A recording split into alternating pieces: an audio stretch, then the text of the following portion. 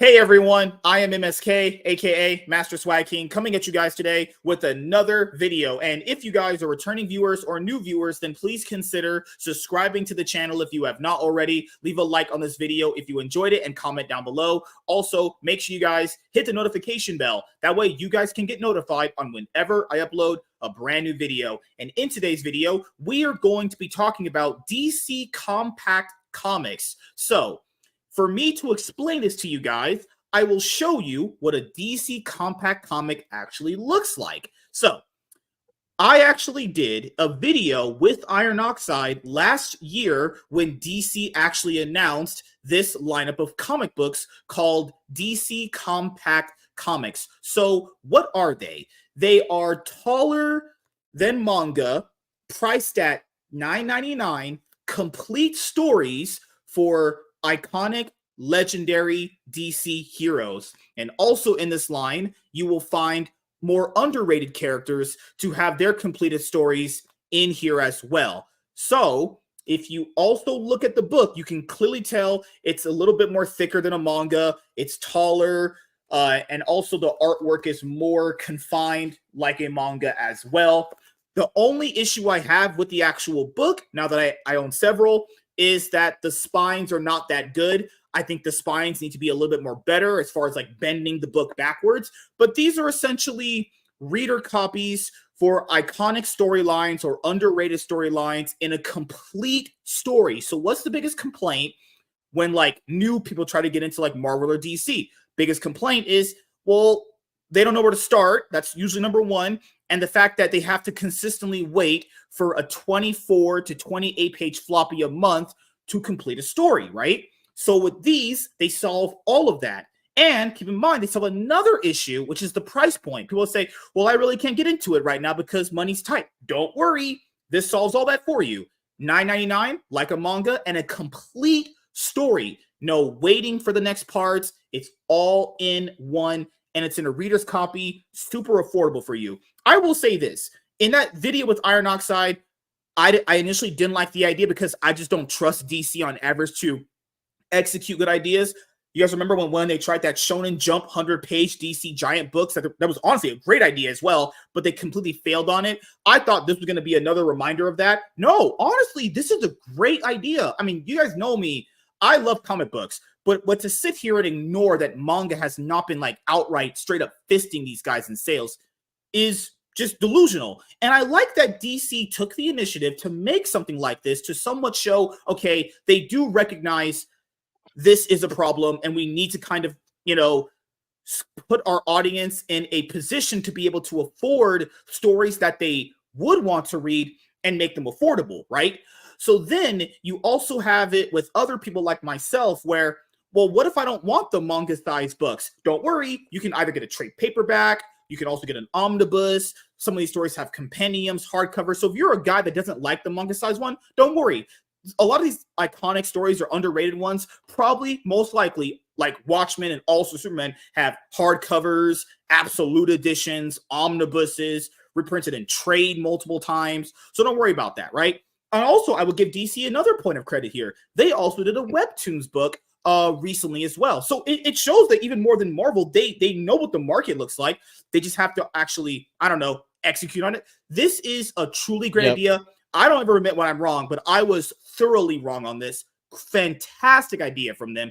And I'm going to show you that it actually sells well for them. Now, the only issue this could potentially run into is that what I said in my video with Iron Oxide last year, and I'll say it here in this video, if they burn through all of their like iconic stories, you won't have anything left. But the reason why that's not going to be a factor for a very, very long time is because they have a lot of stories. Like DC has a ton of stories to release to people. I mean, you have stuff from like the legend, like when Batman first appeared, you could do when Flash first appeared. There's so many angles. But I would say this, don't always have every line have like four legendary big stories. Keep it half and half. Throw an underrated character in there. Throw a character that people kind of like, somewhat maybe, give them and have them have their good story in there, but usually kind of have this being headlined by stories and popular characters. Like this line has Court of Owls, Hush, All-Star Superman. Makes sense because we have a movie based on All-Star Superman coming up in 2025 with James Gunn. So having that there is fine, obviously.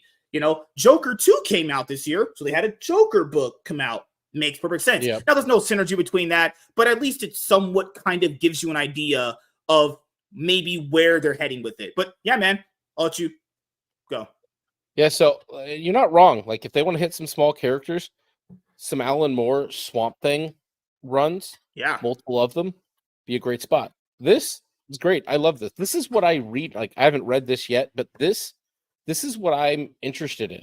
I don't care about modern comics. I'm not going to buy new shit from Marvel and DC except under rare occasion, like Joe Kelly writing Deadpool again. I came back, I got the 3 issues, and I was kind of disappointed with it. So you haven't really given me much to come back from. The next time I'll buy a floppy in the shop is going to be when G.I. Joe drops. When G.I. Joe is there, I'll be there at the shop Wednesday picking it up. That's going to be huge. G.I. Joe 1 is going to sell. I'll probably be picking up a couple copies of it, in all honesty, because I'm going to move them.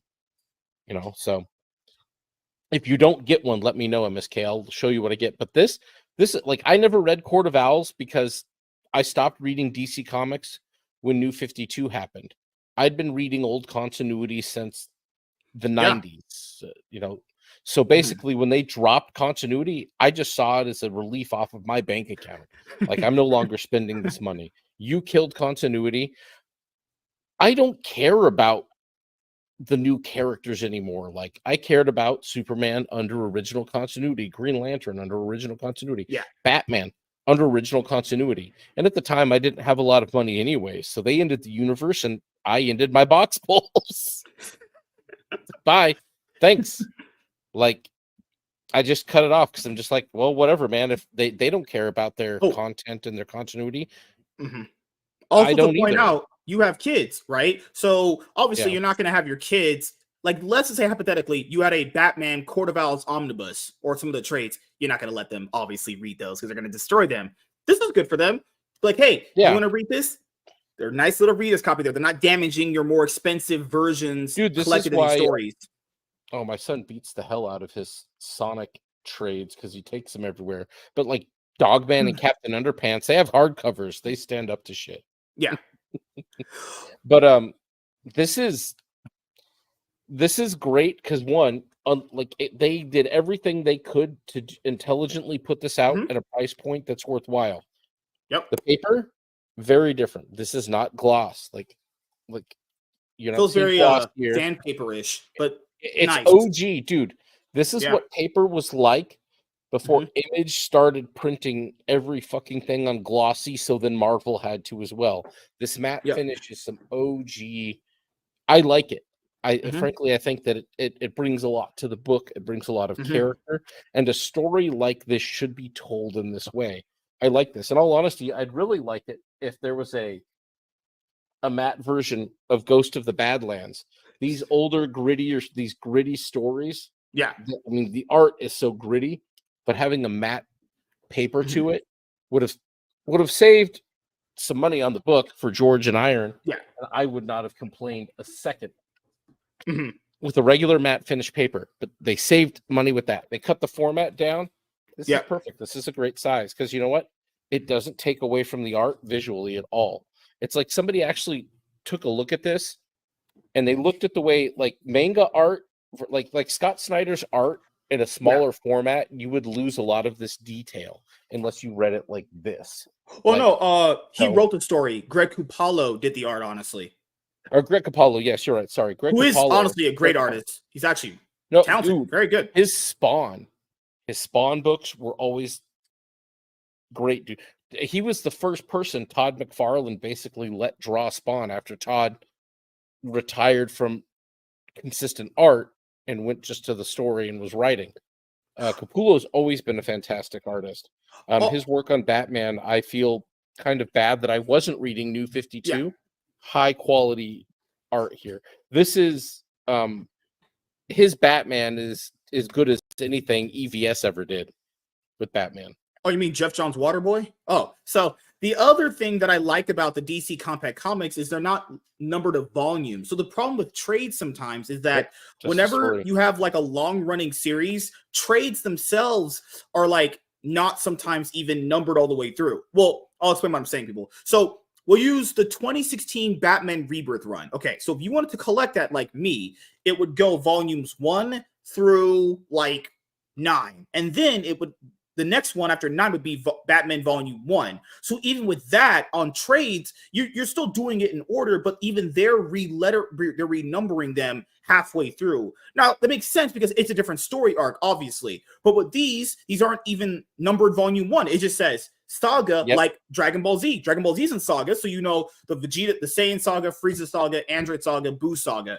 This is the Court of Owls Saga that collects the whole thing. Now, I know a lot of you guys might not just be interested in Batman. Okay, so I will show you what they did on the first time around. Okay, so I believe they headlined some of the more better stories with this for the first time, and I'll show you guys the other ones as well. So we have Batman: The Court of Owls, obviously one of my favorite Batman stories of all time. Watchmen, written by Alan Moore. This is considered one of the best comic books of all time. I have that one too. I have these 3 right here. Also, Superman makes sense because James Gunn's new Superman movie is based off this comic book in general. This is what I said about throwing out an underrated character to see maybe more like, hey, do we kind of reprint this story maybe in a trade one day or an omnibus? And depending on if characters like Far Sector do well, if they don't do well, there's nothing else. At least they tried them, because I imagine reading a fucking Far Sector story in a compact comic is better than reading like a monthly, you know? Batman Hush. Yeah, I don't even know what that story was. I was like, yeah, I'm not familiar with it. I'm assuming it's post New 52. I don't even know, honestly. But I mean, in all honesty, they're missing some money here, and I hopefully when they roll around to next year, they're reprinting Long Halloween come this time of year, because that would be great for this. And then you have Batman Hush right here, which now you're looking back on it like, were they telling us something about Jim Lee and what's the Tim Sale, right? Yeah, Jeff Loeb and Jim Lee. Obviously, Batman Hush. So right here, you have 3 banger stories heading it: Watchmen, Court of Owls, Batman Hush. Right? And then after that, we have Wonder Woman Earth 1. This is when DC tried to do their Ultimate Universe, and that, ended up not doing so well. Let's just say that. But if you want to get the Wonder Woman one wasn't bad. Right there. I liked it. You have Harley Quinn, the Gotham City Sirens. You have Joker right here. So a nice, Scott Snyder, that was his first DC book, which was American Vampire book 1. I have that one as well. Or you have Catwoman right here. So these were the first line of the books. I think all of these can make sense in the grand scheme of things. If Far Sector doesn't sell well, don't try it anymore. That's it. You don't got to reprint it in trade. Yeah. Doesn't need to be part of an omnibus. Simple as that. So then these ended up selling so well. So this is just from September, right? Right here, this is the ICV2 charts for top 20 graphic novel sales. Now, at one point, DC Comics weren't even in the top 10. They didn't have a flop in the top 10 at some point. I think it was not September, it was August, which is really bad, right? So you look right here. Batman Hush DC Compact Comics was number 4.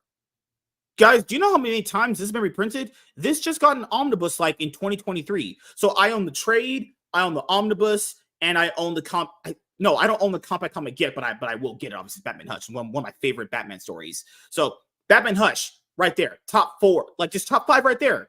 Harley Quinn, the Gotham City Sirens, top 5 right there. Also Superman, 8. Batman Court of Owls Saga, right there, number 9.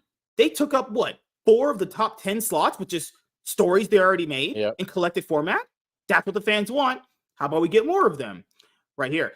Even the other one, Joker DC Compact Comics from, this was I think it was Azzarello. Yeah, Brian Azzarello's art was out on that one. That one sold well. Watchmen didn't do as well. I thought Watchmen would easily be in the top 10, but I'll be honest here. Everybody has that book. Man. Everyone owns this. Yeah. So much. Yeah. So right here, Watchmen doing well. And then, so since DC Compact Comics did so well, they're going to print more of them, obviously. Would make perfect sense. DC Compact Comics new titles, including The Authority, Birthright, Batwoman, Deceased, Static, Kingdom Come, and Superman Batman.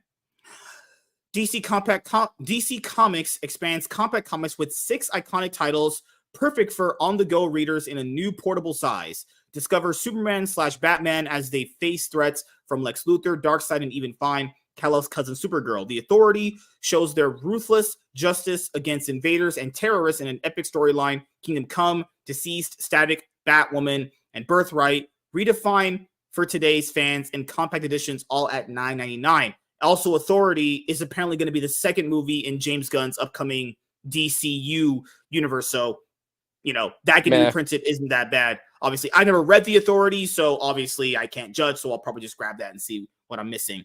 Last month, Bleeding Cool reported that DC Comics will be expanding their compact comics line with sizable storylines collected in a smaller size for easier portability. 2025 will bring the following, running from the spring into the early in 1 year's time. DC Compact Comics has a 5.5 by 8.5 standard book, trim for trade paperback novels. The new format pulls best-selling new reader-friendly titles from DC's evergreen library.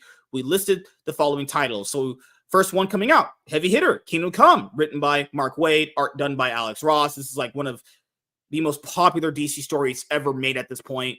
Static Season 1, Deceased, that's basically DC's version of Marvel Zombies. That's written by Tom Taylor. We have Batwoman LG, Superman Birthright. It's another Mark Waid written story. It's another take on Superman's origin, I think. The Superman Batman Book 1 coming out later on in the year. That isn't even just book one. For some of them. Yeah, that isn't even just book one. That's the combination of the Public Enemy storyline and the Apocalypse storyline that came after it. Like, that's crazy. Two of them combined. That's really cool. I'll pick up that Superman Batman one because that's a good combo. That's big. Birthright, I have not read. I might pick that up. They're giving Mark. Well, of course, they're going to give Mark Waid some love. He got on his knees for them and basically just said alt-right, and they were like, you know what, Mark Waid, you're gonna get Kingdom Come reprinted, Birthright, you can write weekly action comics, you could be on Justice League Unlimited, just whatever you want, just oh my god, you said alt-right to the right-wangers, oh my god, fucking hell, man. Keep in mind, that's the comic industry. Say the right shit, just say the right shit, and you're there. So yeah, guys, the DC Compact Comics title line is a success. I admit I was wrong. Fully knocked out of the park. Great idea for them in order to basically, capture what manga's doing to answer what fans want. Now, is this going to make a big dent in the grand scheme of things? I don't know. It's possible. It's definitely something that is a step I'd in the have right to see direction. the volume. Like, I can see where the standings are for graphic novels, but what's the volume? How many copies is this actually moving? Yeah, because, stores being sold out doesn't really matter in terms of like actual people buying the books, right? But I heard, and Mark Miller posted about this too, these are in big box retailers too. So that's another good thing. So yeah. The smartest thing. Yeah. So any other final thoughts on the DC Compact Comics you want to bring up? No, I think this is just them doing something that was very intelligent. Mm-hmm. This was very intelligent. I don't think they should have given up on this. $5, it's all reprints. But the big point here is, Mm-hmm. this is the thing they keep. Nobody in comics wants to fucking figure out. No, you need these things in big boxes. Fuck that, dude. You need floppies back inside like fucking 7-Elevens and shit. But this in a big box, this at Target, this at Walmart. Much like these, you want it in front of your fans. You want, or not even in front of your fans. You want to find new fans. You have to be where they are, and they're not in your shops anymore. Yeah, because they don't care. This is the thing. People need to understand this. The biggest problem with comics is what I always boil it down to: accessibility and visibility. So if it's not visibly in front of you, you would not know it exists. Guys, people do not function the way you think they do. People think the average person is smarter than they are. Guys are not. Based off recent events, we know they're not that smart. They listen to MSNBC about Trump constantly, so they're not that smart, obviously. But I will say this. The reason why visibility and accessibility are the biggest thing in comics is because if this is visible to a kid, they can be like, Mommy, can you buy this for me? Honey, that's too expensive. Mommy, it's only $10. Okay. The price point, there you go. And it's accessible for the kid too. So when he gets the Batman, he's like, I want the Superman one this time, Mommy. There you go. $10. Easy investment. Full storyline right there. This is a great idea. And I'm glad they're in big box retailers to actually be accessible to people in a massive, large range. So, kudos DC, checkmate. You got a good idea. Just make sure you keep making it a line of storylines where it's going to be a storyline where people are going to be, you have enough headliners there. The second one, the headliners are definitely there too. Just make sure all of them are kind of like that. There's plenty of stories to do. They haven't even did Long Halloween yet for Batman. There's plenty of Batman stories to do, but like they should have did Long Halloween for this year since Halloween was close. But yeah, Thank you guys for checking out this video. If you're a returning viewer or new viewer, subscribe to the channel if you've not already. Leave a like on this video if you enjoyed it and comment down below. Also, make sure you guys hit the notification bell. That way you guys can get notified on whenever I upload a brand new video or go live. I'm MSK, aka Master Swag King. Signing out, guys. See you guys later. Peace.